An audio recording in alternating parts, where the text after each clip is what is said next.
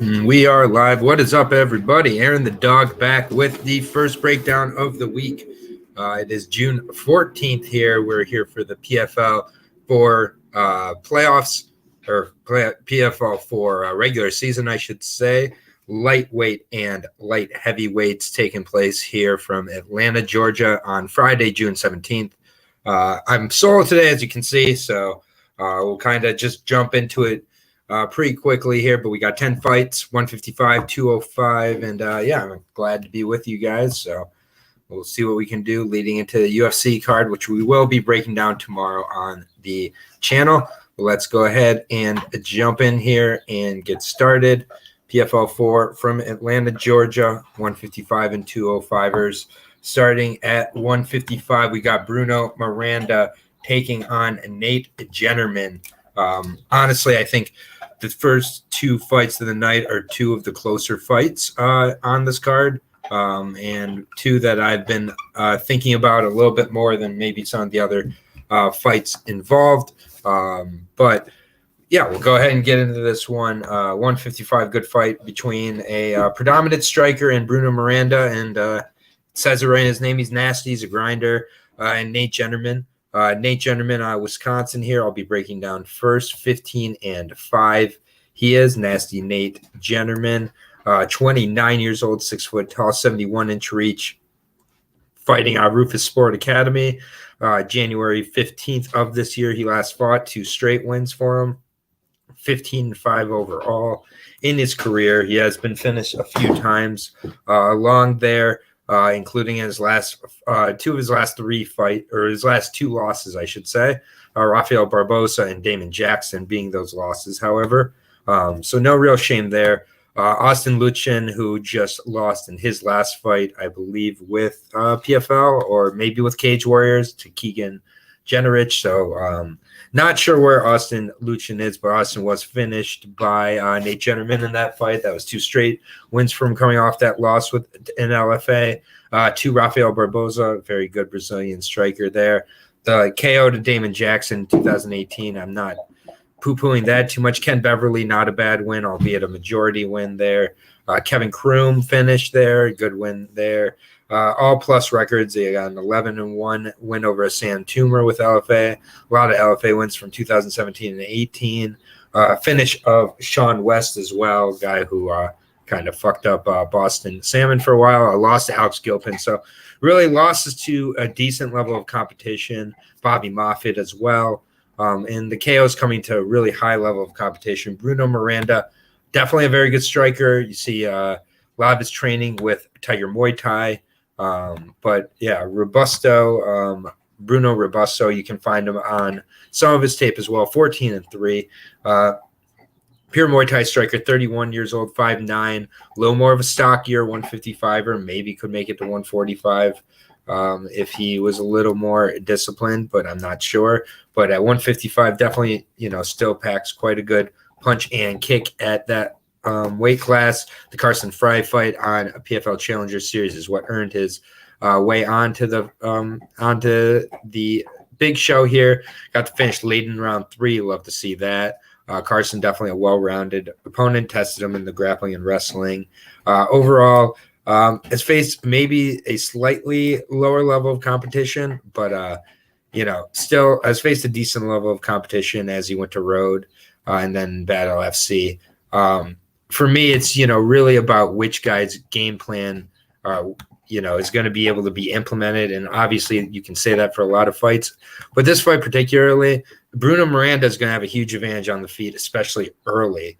I do wonder if as the fight goes on, Nate is able to break down the takedowns a little bit and kind of grind this one a little bit. That's obviously what Nate's going to want to do. Nate being nasty Nate Jennerman, he's going to want to make this a nasty fight. He's going to want to keep this from being a mostly stand-up fight with Mr. Miranda. Miranda's really, really, good on the feet. He's got decent jiu-jitsu as well. But, yeah, he's obviously going to be looking to test that Muay Thai out here. This is an interesting fight, currently not available on all books. So, kind of curious about when that's going to be available. But I do anticipate Bruno Miranda being the favorite once it's open on most books. Currently, the books it is open on, Bruno Miranda's at -270 to -300. I do not believe he's that level of a favorite. At that price, it would be Nate Jennerman shot or pass for me. And I'm going to go with Nate Jennerman to get a decision win here. I just think that the way you beat Bruno is that you kind of test the cardio, you test the takedown defense and get up ability, and keep it from being on the feet. Bruno definitely has the ability to finish this fight early or late, so I will say that. And Nate has been finishing his last 2 losses by KO, albeit to very high levels of competition. I like Nate Jennerman at the price there. I don't think it's as wide as the line indicates, so I'll go Nate Jennerman as my official pick here for the first fight, and currently at about +230 on the books I'm seeing it available on. I think it's going to be a good fight. Should be interesting. And next fight, another really, really good fight. And this one is at 205. As I said, 155 and 205 are the jams for the PFL 4 here. Josh Silveria, a guy who obviously both me and Lucky Locks really like because we're LFA, I wouldn't say shills, but definitely fans. And he's, I think, one of the better ones to come out of LFA. 2-division champion of middleweight and light heavyweight. That's one of my worries with Josh Silveria, is that he's 12 straight wins, 8 straight as a pro, Arizona State wrestler.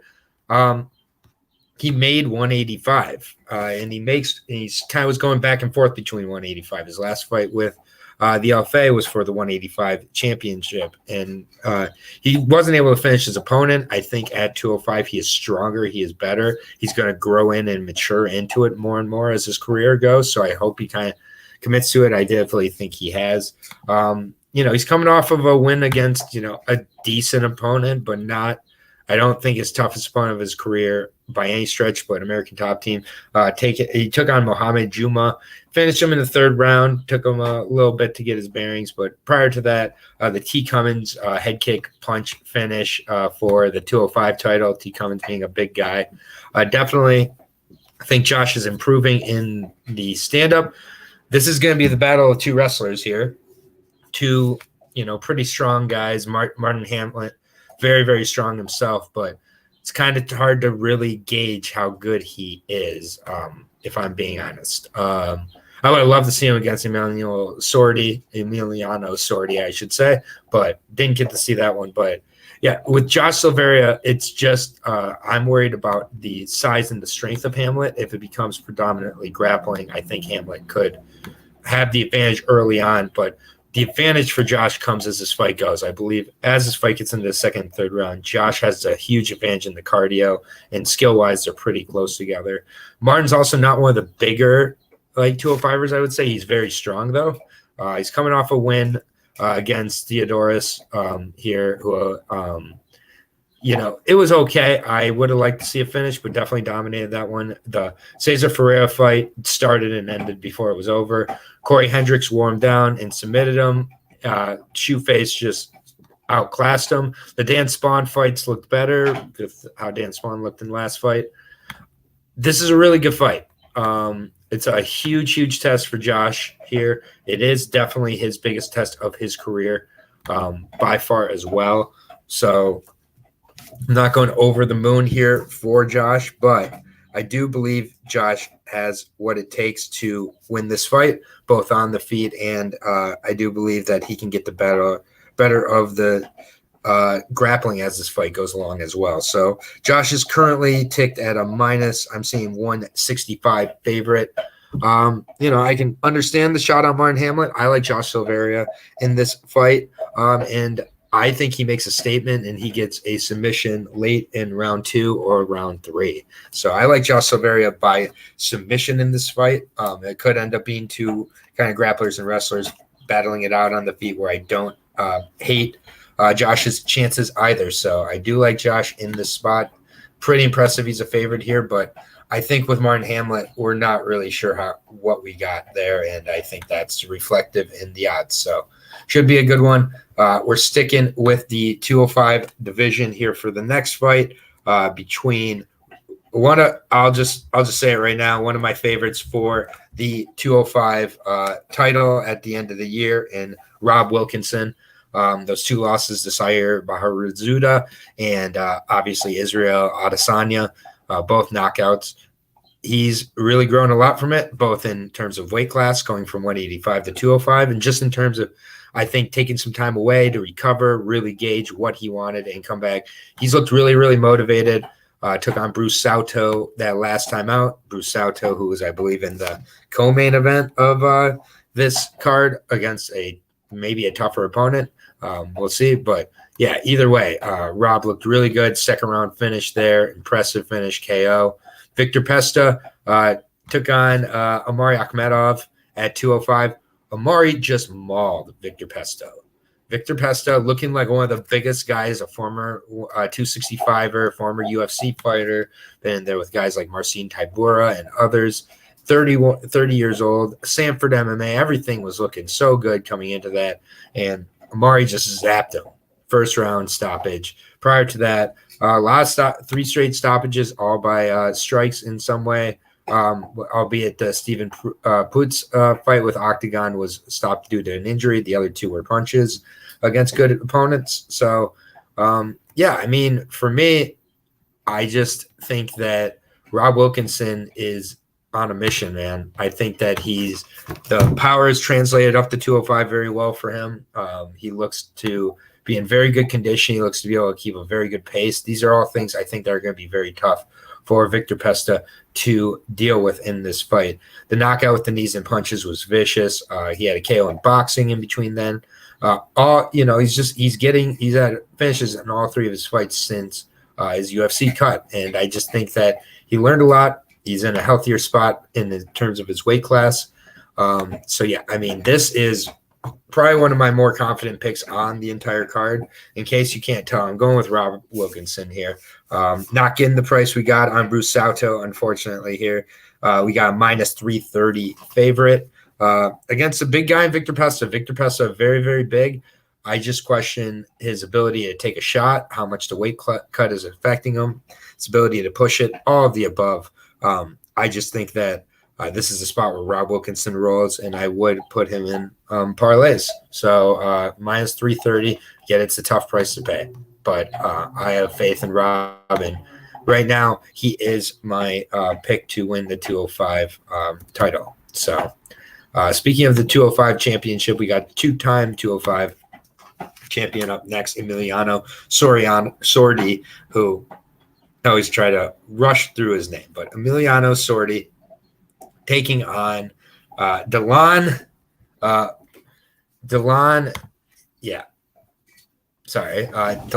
Monte here. Delon Monte had a 29-second PFL debut against Shoeface, got submitted by a Darce choke. 8-2, low level of competition, going up against a guy who, since the post-COVID era, Emiliano Sordi, he might be training at a better camp now. He seems to be a little less desperate and driven of a fighter since winning $2 million, which who am I to judge? If I had $2 million, I'm not sure I'd be motivated to do much either. So I'm not judging here. But we're going to talk about Delon first here, the 28-year-old out of Rio Grande, Brazil. As I said, lost by Darce choke prior to that. 3 finishes, a KO in 10 seconds, a heel hook in 46 seconds, and then an armbar in round 3 over a 14-4 opponent, Natalicio Filio in 2021. So 14-4. Other loss coming to Carlos Eduardo, who we're familiar with from LFA, by rear naked choke. So he is kind of a killer be killed. All of his fights have been finished, or he's been finished in. With Emiliano Sordi here, more of a striker for sure, 23-10-1, former UFC fighter back in the day. 6'2", 77-inch reach, still only 31 years old, but I mean, he just looks much different than he used to. And lost by ground and pound to Corey Hendricks in April of this year. So really hard to get that out of your head. The Carlos Jr. fight was dominated. Dan Spahn really pushed him. Chris Camozzi, in my opinion, won that fight as well. So you're looking at since about 2019 where there was really a vintage Emiliano Sordi fight in good performance. I think that he got very lucky to not have to face Josh Silverio. And I know even at his limited experience saying that about Josh, and with the two-time champion Emiliano, it seems crazy, but he is. I just minus 400. I'm not betting Emiliano. I can't trust Delon here. I just got to sit back, but I'll take Sorty. I think, Delon has not been finished by strikes. I think this probably is the first time he gets finished, but Sorty has to know he needs the points at this point, losing his first fight out. And I mean, if he's not beating Delon Monte, we've really got some issues. So I'm going to go with Sorty. Didn't have the guts to go with Milan or Monte. But I know a lot of you out there probably are thinking about it. I'm not going to be one of those people, though. So going to move back to the 155-pound division here with a rematch. Natan Schultz taking on Marcin Held, the Polish heel hook specialist. Marcin Held won the first fight around by a decision. Really close, good fight, though. I've liked how Marcin Held's been looking in his return kind of to MMA. He was in pro grappling a little bit, 27-8, former UFC competitor as well. Still only 30 years old. He did lose his last fight out, a really, really closely competitive, close fight against Olivier Aubin-Mercier. He was just a little bit quicker to, kind of the spots where Marcin was trying to get to, in all honesty. And Natan Schultz, though, really good decision win over him in 2021. It's been a little over a year since they fought. With Marcin Held, definitely likes to get into the grappling range, has some good hooks and everything. And Daisy, Tim, what is going on? How are you doing? Glad you are here. Marcin Held, he's been able to improve his stand-up moderately along his career. It's not going to be the thing that gets him too many wins, but at the same point, he is able to kind of cancel out the grappling of Natan Schultz, and stand-up wise, they're very, very close. Natan's going to throw more leg kicks, while I think that with Schultz, his stand-up is just a little more stationary. I think there's a little more movement involved with Held's stand up, and therefore a little increase in volume, and in the eyes of the judges, I think that's what ends up paying off. I think this is another close fight. Rematches I know are always tough to kind of call here. I'm just going to edge ever so slightly towards Marcin Held again. I think it's going to be another decision. I don't see either one of these guys submitting the other one. Natan Schultz, I believe, a two-time champion as well. Very, very good. Has had a great run in the PFL. He's coming off that loss by split to Mercier. It definitely was a very competitive fight. Both him and Held honestly had pretty good competitive fights with Mercier as well. The split over Martinez, no shame in that, and very good win regardless. Martinez in the main event here. So, yeah, it's a close fight. I get the argument for either side. In this one, I am edging with the dog in Marcin Held. He's at plus 140. He won the first fight by unanimous decision. It was a little over a year ago, but I still think that is a pretty big benefit in a fight that's going to be close 9 times out of 10 regardless. So I don't see a finish on either side. I think the over 2.5 would be a good bet as well. We're on to the final fight of the prelims here. Amari Akhmedov versus Theodoros out of Lithuania here. So that's as far as I'm going to go with that name, because it's just, I don't have anybody to even butcher it with. So it's no fun there. But Theodoros, very familiar with him. He's been around the MMA scene for quite a while. Amari Akhmedov, former UFC competitor, looked really good against Victor Pesta in his PFL debut, getting that knockout in about 90 seconds. So, or in his PFL 2022 debut, I should say. Theodoros, not as much of fortune on his end in their fight, but he didn't get finished by Martin Hamlet.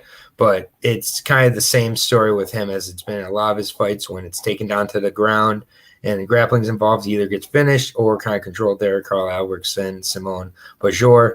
When he's able to kind of stay on the feet and trade, he definitely has more of a shot. He's got good cardio. He's got good volume. So I just think for Amari, he has a little bit of a different approach in this fight I think Omari goes back to more of those kind of Wolverine grappling kind of ways.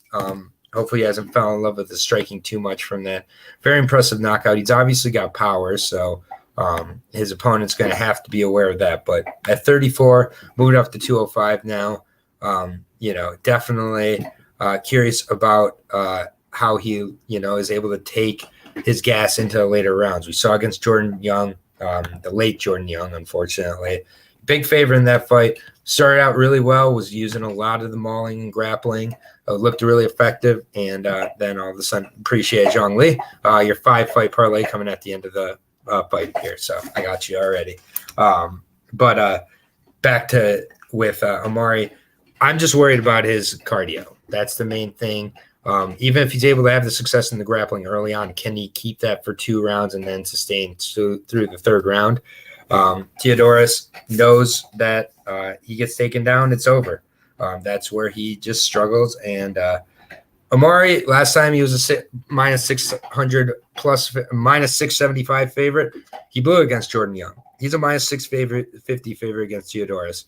I'll say this much: I'm not going to be betting that too hard because Omari's got to show me he can do it for possibly 15 minutes. Theodorus is very, very tough and durable. So I got to just leave this one alone. Omari is my official pick, but Omari by decision, and therefore it makes me a little bit nervous to bet it, especially at that price. So I got Omari against Theodorus here, but I'm not going to bet at that price. On to the main card here now. I'm going to take a quick sip of water here, getting a little bit hoarse. I appreciate it. 1 second.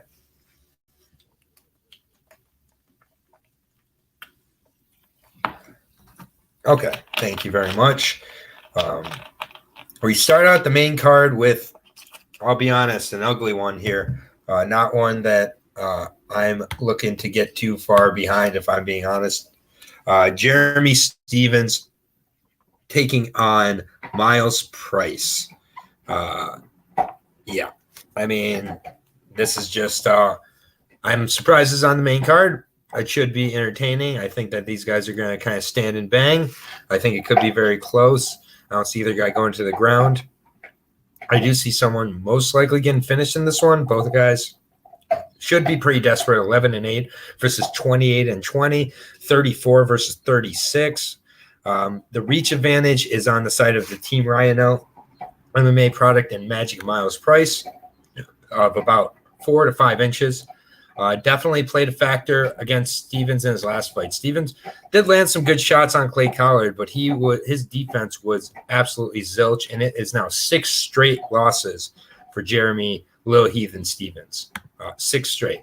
Is it going to be 7 straight? Is he going to be 28-21 after this fight against the 34-year-old Irishman who got triangle choked by Anthony Pettis? He was looking okay before the finish, but nothing really was blowing me away, if I'm being honest. Before that, a split over Peter Quelly, but it was in 2019. He's been very inactive. Second fight in little over a month. So I think the bounce back is brutal for Miles Price, but the bounce back is pretty tough for Jeremy Stephens here, who took a ton of more damage in that fight than Miles Price. I really do think that Jeremy went through quite a war. He was dropped. He was lit up quite a few times. He's been hit or finished in several of these losses over the last 6.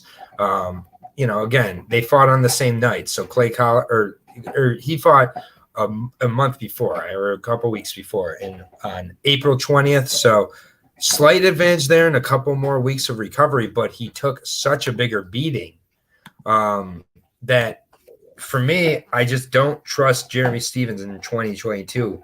And I can't take Miles Price, necessarily either. But at minus 650, there's no way I'm betting Jeremy Stephens. That being said, my pick will be Jeremy Stephens, but not confident at all.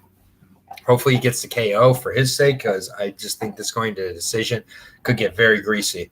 But minus 650, I think, is a crazy price on Jeremy Stephens. And I myself, I'm not buying it at that price. That's how we opened up the main card. Another 155 and a very close fight in our next fight here. as I said, 155. Olivier Aubin Mercier, OAM, original Canadian gangster, whatever you want to call him, taking on the PFL champion Haush Manfio here, who was losing till he wasn't against Don Madge, a fight that I was very, very confident for Don Madge in. I was getting quite excited as the third round began, and then Haush landed that straight right from hell, finished with a beautiful flurry of ground and pound. Didn't even need a maybe wrong judge's decision in this fight, but that's the thing for Haush Manfio.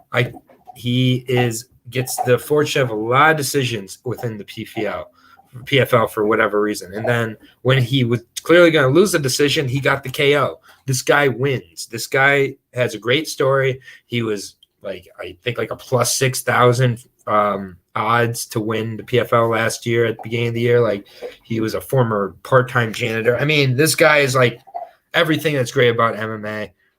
He's very well-rounded. He's very physical, very good striking, particularly good jiu-jitsu as well. Olivier Aubin Mercier, we know what he goes in there to do. He goes in there to close the space, good boxing, good leg kicks, and then takedowns and cage control. I think this one is so close. And for me, I am done doubting Haush Manfio. I'm just done. I picked against him 3, 4, 5 times now, and I just think he's going to find a way to keep this in a striking range that he has the advantage over Olivier Aubin Mercier. I do think Aubin Mercier is a little bit slow. I think the speed is a huge factor for Manfio. Both guys very battle-tested, both in PFL and the UFC. I think it's going to be a very close fight. Close fights, decisions. I got to go with, exactly, as Visceral says here, Manfio, the decision master here. If it's going to be a close fight, give me Haush Manfio at plus 160. I want to have a plus money ticket in my hand for this fight. I think it's going to go the distance. I think it's going to be close. I do think Manfio can keep it where he needs it in his range. He was losing 2 rounds to Don Madge. Don Madge is a much better striker, Muay Thai wise. I just am much quicker, more fluid. Aubin Mercier, a little more rigid, a little slower here. Definitely a strong opponent as well. It is going to be close, though, to me. Give me the plus ticket at Haush Manfio by decision. I'm going to move on to the next fight here. All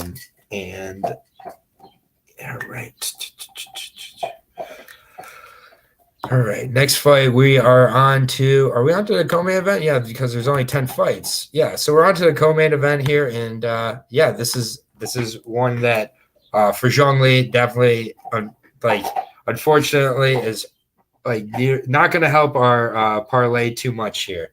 But he's a Shoeface is a minus 1,000 favorite, plus 580 against Bruce Sauto. Bruce Sauto got absolutely starched against his last opponent, which was my pick currently to win it all in the 205 division of Rob Wilkinson.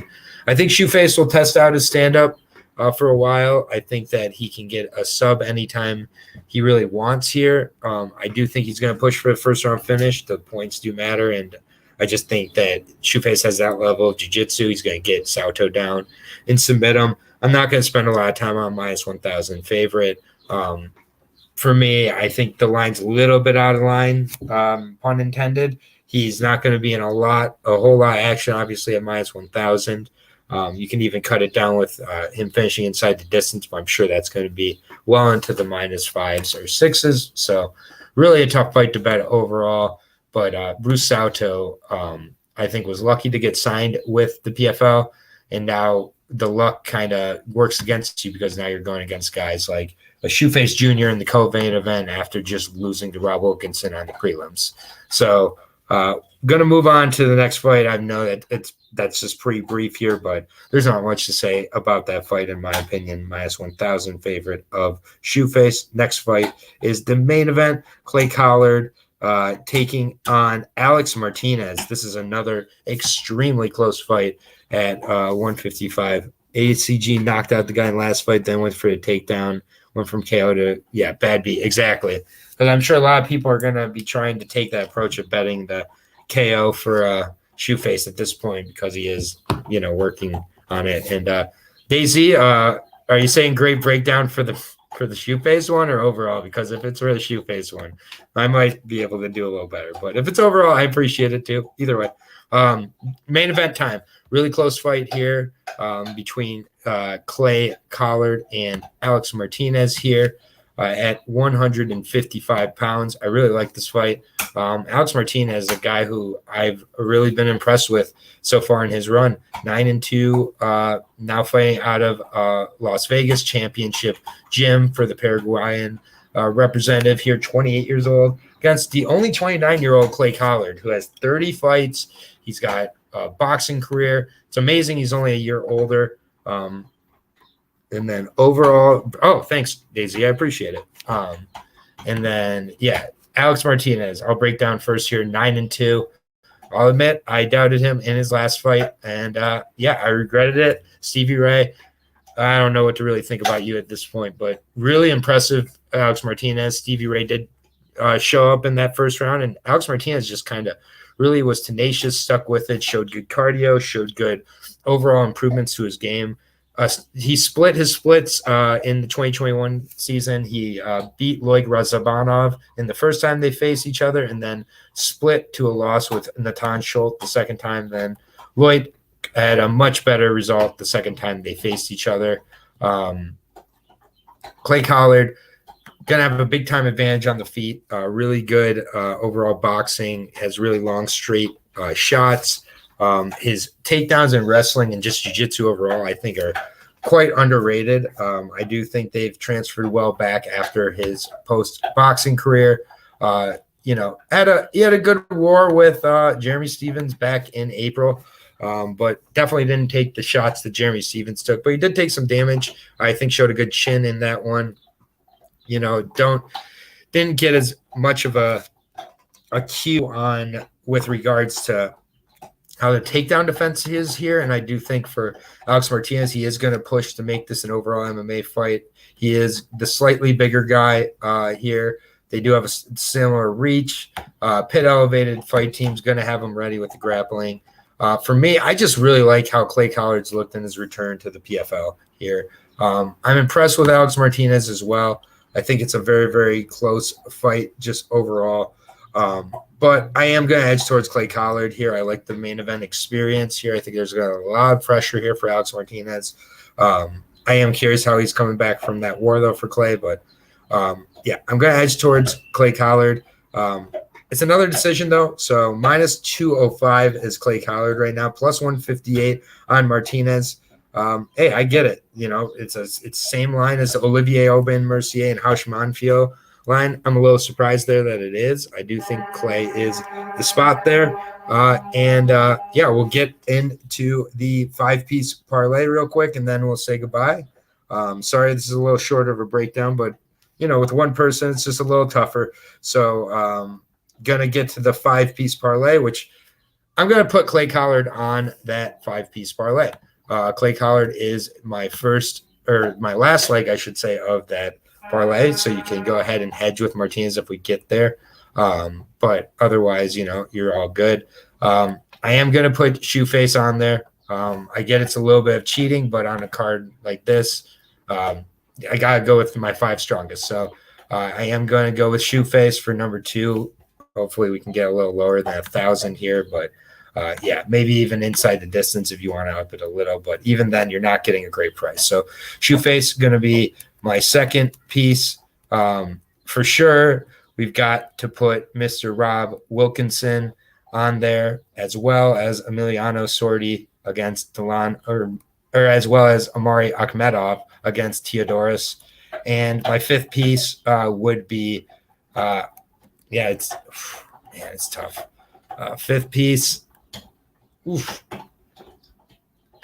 This is tough. 5th piece, I'd go with Josh Silveria over Martin Hamlet. So just to go really quickly over in the correct order now, as I was kind of making that as we went on the roll here. Josh Silveria is my first piece. Rob Wilkinson, piece number 2. Omari Akhmedov, piece number 3. I might be nervous if we are going too far in that.